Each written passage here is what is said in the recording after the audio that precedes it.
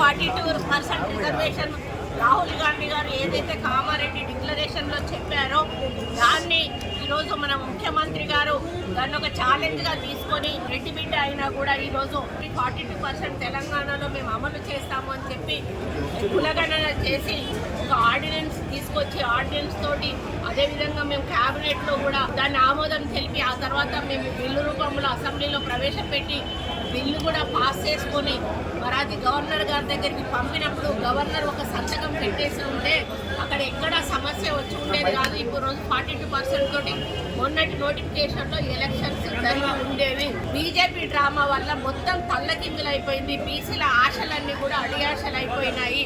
మరి వాళ్ళు అసెంబ్లీలో మద్దతు చెప్పారు, బయటికి పోయినాక తోక జాడిచ్చారు.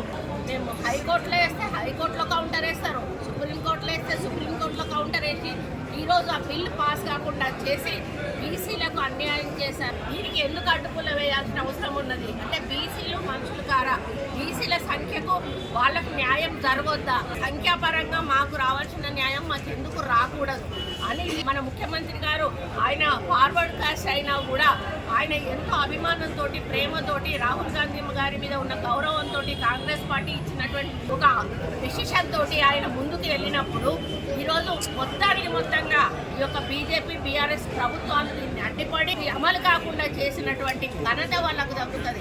ఈరోజు బీసీల పాపం వాళ్ళకు కొట్టుద్ది. ఎందుకంటే వాళ్ళు మీ కోర్టులో ఉంది, మీరు మాట్లాడండి, ప్రధానమంత్రితో మాట్లాడి అది అమలు చేపిస్తే మీకే వస్తుంది క్రెడిట్, మీరే తీసుకోండి, మాకేం అభ్యంతరం లేదు. కానీ మాకు బీసీలకు మాత్రం 42% కావాలి.